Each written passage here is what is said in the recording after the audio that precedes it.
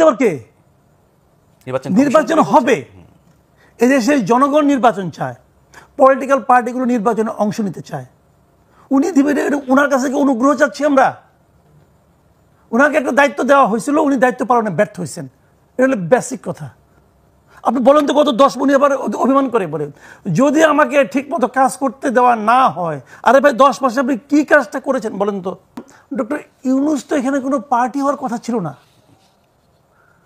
উনি তো শুরুতেই বলেছেন, আপনি মনে আছে কিনা জানি না, উনি যখন দ্বিতীয় যে ভাষণটা দিলেন 25শে আগস্ট, আমার স্পষ্ট মনে আছে, আপনি পারলে এখনো চেক করে দেখতে পারেন, আমি এটা কালকে চেক করেছি। উনি বলেছেন রাজনৈতিক দলগুলো যখন নির্বাচন চাইবে আমি তখন দিয়ে দেব।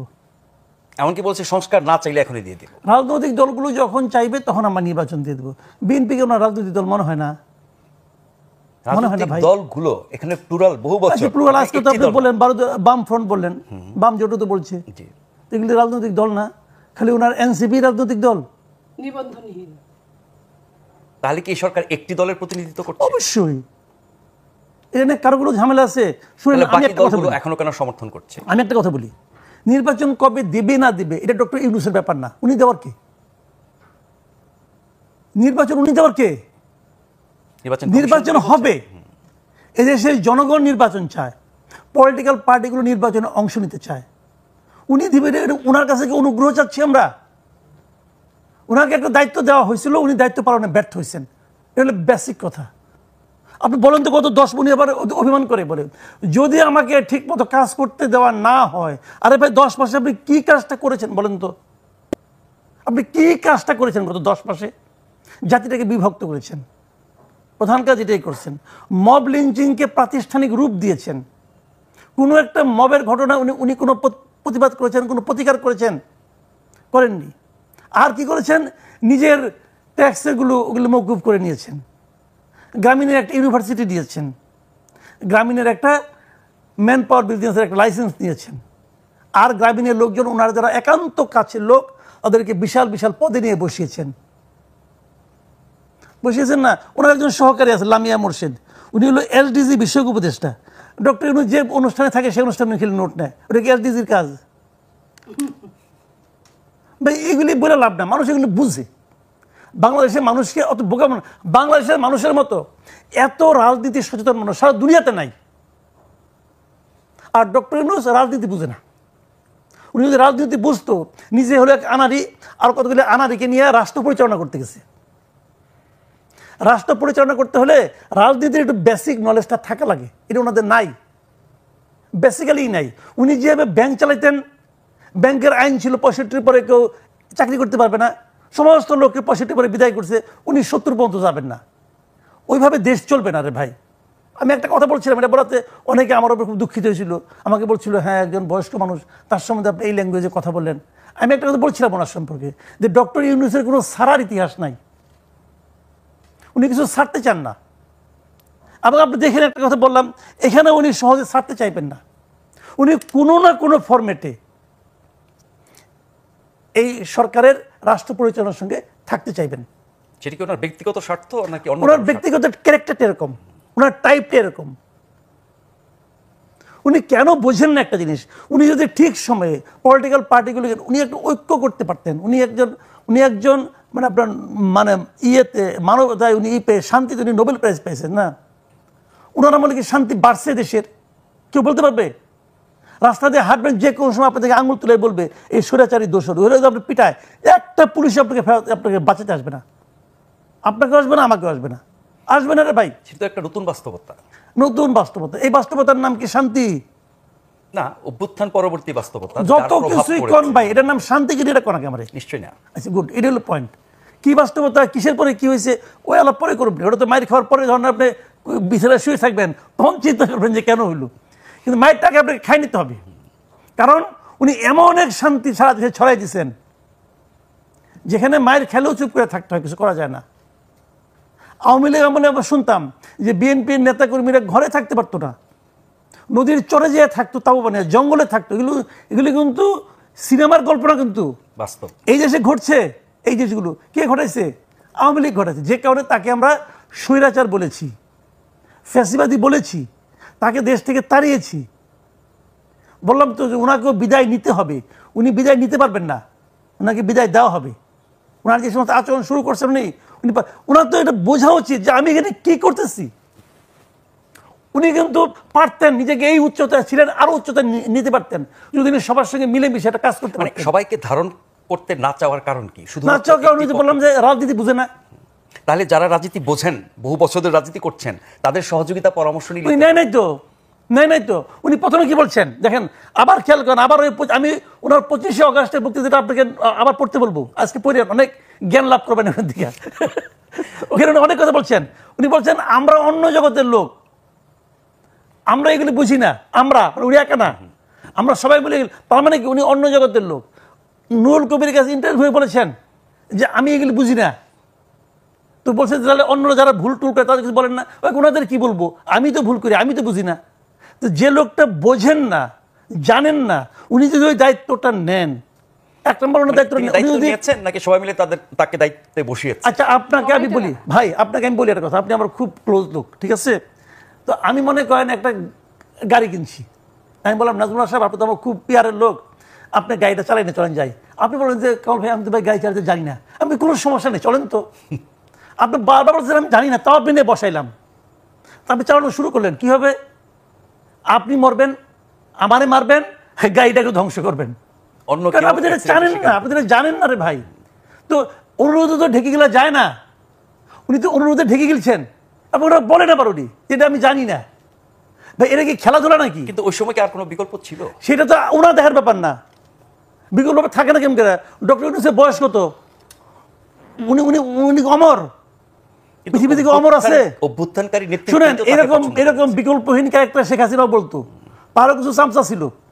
আপনার আমার বন্ধু বান্ধবী ছিল অনেক, যে তেল মালিশ করতে যে আপা আপনি তো অমর, আপনার মরে গেলে দেশের কি হবে, আপনি মরে গেলে পৃথিবীর কি হবে, এগুলিও বলতো।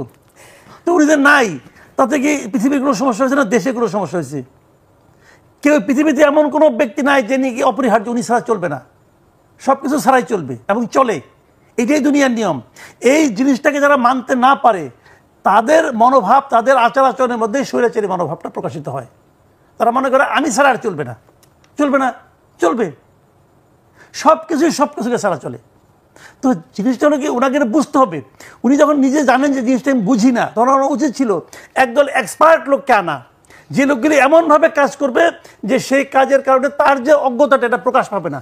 উনি আবার কি বললেন, ওনাকে বলা হয়েছে আপনি এদেরকে করতে গেছেন, ওকে যাদেরকে হাতের কাছে পাইছি তাদেরকে নিয়ে আসছি।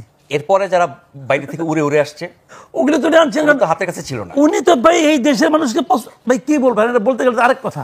তো আপনি বলেন তো, উনি কি এই দেশের লোক আসলে? আপনি ওনার গত 20 বছরের আমলনামা ঘাটেন, ঘাটে দেখেন উনি দেশে ছিল কত বছর আর বাইরে ছিল কতদিন, হিসেব করে দেখেন তো। উনি বিদেশে যত বিখ্যাত বিখ্যাত লোককে চিনে, তত বিখ্যাত লোক বাংলাদেশের লোককে সে চেনে না। তো বাংলাদেশের লোককে বিখ্যাতই মনে করে না, বাংলাদেশের লোক তাই মনে করে না। আন্তর্জাতিক খেলোয়াড়, হ্যাঁ আন্তর্জাতিক খেলোয়াড়, ভালো কথা। কিন্তু মাঠটা তো ঢাকার, মাঠটা তো বাংলাদেশে। আপনি ওই মেসি মেয়ারুনেকে নিয়ে আসেন, গ্রামে যে ধান খেতের মধ্যে ধান কাটার পর মাঠ হয় না, ওই মাঠে খেলতে পাঠাই দিয়ে দেখেন কি হয়।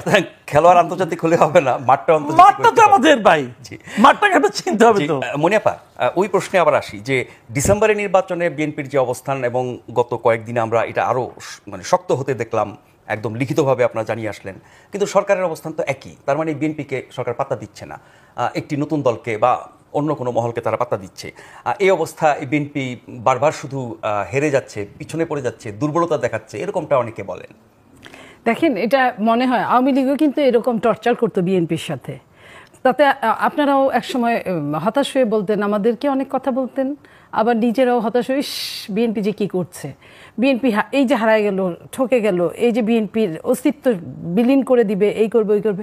দিন শেষে কি দেখা গেছে, বিএনপি 2006-এ যতটা জনপ্রিয়তা ছিল 2024-এ এসে কিন্তু তার চেয়ে কমে নাই, বরং বেড়েছে।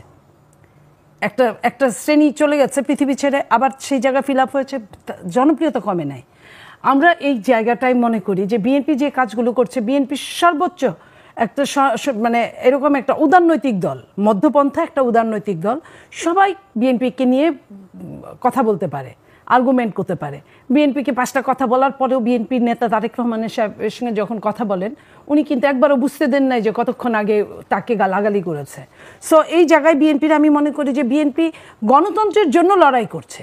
তো সেই গণতন্ত্র যখন নাই তখন এই লড়াইটা যেমন হবে, গণতন্ত্র তো আমাকে একা নিয়ে না, আমাকে, আপনাকে, মাসুদ ভাইকে, 3 জনকে নিয়েই।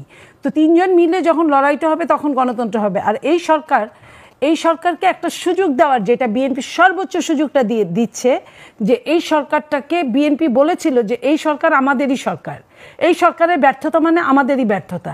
সো কোনোভাবে এই সরকারকে ব্যর্থ হতে দেওয়া যাবে না। তারপরেও যদি ব্যর্থ হয় তাহলে আমাদের কিছু করার নাই।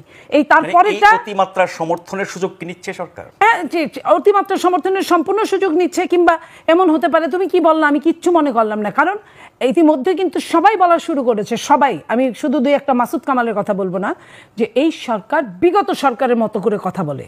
তার কথার ধরনগুলা কিন্তু অগণতান্ত্রিক, স্বৈরাচারী প্যাটার্ন, আপনার হায়ানা প্যাটার্ন। তো সেই প্যাটার্নের কথা বলে আপনি দেখেন, এত বড় সে যে নাটক করলো, সেই নাটকে বলা হলো যে সে ইস্তফা দিতে যাচ্ছে পদে। কিন্তু যদি সত্যিকার অর্থে তার মন মানসিকতা ওই আস্থা থাকতো, কোনো ভয় থাকতো, কোনো ইজ্জত সম্মানের ভয়টা, যেটা যে মানুষ যত সম্মানিত সে তত ভয় পায়, ওই ইজ্জত সম্মানটা, যদি ওই ভয়টা থাকতো, তাহলে অন্তত পক্ষে গতকাল এবং আজকের কথা বলা, তার প্রেস সচিব বা তার লোকজন যেভাবে কথা বলছে, ওই জায়গা থেকে তারা এক চুল সরে আসে নাই। তার মানে তারা কি নাটক করছে? এই নাটক তো শেখ হাসিনার নাটককে অনেক আগে উতরাই গেছে। আপনার ওই যে আইল্যান্ডের রাস্তায় রাস্তায় রুজভেল্টের একটা লেখা দেখা যায়, শুধু ভয়কেই ভয় পাওয়া উচিত যা তোমাকে পঙ্গু করতে পারে। ঠিক ওইভাবে যদি আমি কথা বলি ডক্টর ইউনূসকে, যে শুধু নির্বাচনকেই ভয় করা উচিত যা তোমাকে পঙ্গু করতে পারে। উনি নির্বাচনের নাম শুনলেই কেন জানি উনি ভয় পাচ্ছে। উনি বলছে উনার পুলিশ রেডি নাই, উনার কি রেডি নাই, উনি এই মুহূর্তে ঐতিহাসিকভাবে নির্বাচন দিতে পারবে না। এখানে ঐতিহাসিক নির্বাচন দেওয়ার কি কাজ বাড়ছে? উনি আমার ভোটটা আমি দিব, যাকে খুশি তাকে দিব, সেরা নির্বাচনটাই তো হবে। কারণ এইখানে কেউ কারো নির্বাচনে আমি যদি ঠিক থাকি, কেউ কারো ভোট নিয়ে ছিনিমিনি খেলবে না। বিএনপি তো এমনি, বিএনপি জানে যে বিএনপিকে জনগণ ভোট দিবে। বিএনপি তো কারো ভোটের বাক্স নিয়ে দৌড় দেওয়ার কথা না। তাহলে বিএনপি যদি ভোটের বাক্স নিয়ে দৌড় না দেয়, বাম সংগঠনগুলো কি সে ভোটের বাক্স নিয়ে দৌড় দিবে? আর বিএনপি যদি সঠিকভাবে পাহারা দেয়, নির্বাচন কমিশনকে অভিযুক্ত করা হচ্ছে বিএনপির পক্ষ না। বিএনপি কি নির্বাচন কমিশন বানাইছে? সরকার নির্বাচন কমিশন বানাইছে। এটা সরকার বউ মায়েরা ঝি শিক্ষা করছে, এটা আমাদের কিছু বলার নাই। সরকারের কাকে দিয়ে এই কথাগুলো বলায়? সরকারের বিশেষ একটা দল, নিবন্ধনবিহীন একটা দল, নতুন সরকার যেটা করেছে, যেটা কথিত আছে যে ডক্টর ইউনূস সাহেবের কাছে 1/11 সময় তাকে ক্ষমতা নেওয়ার জন্য বলা হয়েছিল। উনি নাকি বলেছেন যে কয় বছরের জন্য, উনি 8-10 বছরের নিচে থাকতে রাজি হন নাই। যখন উনি এই টাইমের যখন 2 বছর শুনেছেন উনি রাজি হন নাই, বিধায় উনি উনার এক সহকর্মীকে, বন্ধুকে ওই জায়গাটায় স্থলাভিষিক্ত করেছেন। সরকার তো 3 মাসের জন্য হওয়ার কথা, টেনে টুনে গিয়ে 2 বছর এইভাবে, ওটা 3 মাসের জন্য হওয়ার কথা ছিল। কিন্তু আমি ভেতরের কথাটা বলছি, পরে যা আমি শুনেছি বা পড়েছি, ঠিক একই অবস্থায় এইবারও উনি যখন ক্ষমতা আসলেন, তখন তো মনে হয় যে ওইটা উনি যাদের সঙ্গে কাজ করেন, যেখানে চলেন, বাংলাদেশের চেয়ে যে জায়গাগুলোয় বেশি থাকেন, তাদের হয়েই তো উনি কথা বলতে, কাজ করতে আসছেন। আমাদের হয়ে কাজ করতে আসলে চট্টগ্রামের তো এত নাড়াদশা হইতো না। আমি গ্রামের ভাষায় বললাম, এত নাড়াদশা হইতো না। একটা চট্টগ্রামে 4-5টা জিনিস নিয়ে টান শুরু করতো না। এবং উনার নারীপুতা জায়গা ওইখানে, সেই জায়গাটাকে উনি বিক্রি করতে দ্বিধা করছে না। তো উনি, তার মানে কি উনি ওই যাদের সাথে কথা বলে আসছেন তাদের সঙ্গে কি উনি 8-10 বছরের চুক্তি নিয়ে আসছেন? বাংলাদেশের মানুষ কিন্তু ভীষণ পিচ্ছিল। এই জাতি কিন্তু কখন কোন দিকে চলে যায় কেউ জানে না। এই জাতি থাকতে থাকতেই কিন্তু অনেক কিছুই করে ফেলতে পারে। সো এটা উনি যদি মনে করে, উনাকে অনেক কিছুই আল্লাহ দিয়ে দিতে পারে হয়তো বা পৃথিবীর জন্য, কিন্তু বাংলাদেশের জন্য অনেক দিনের শাসক দিয়েছে, এটা আর যাই হোক আমি বিশ্বাস করি না।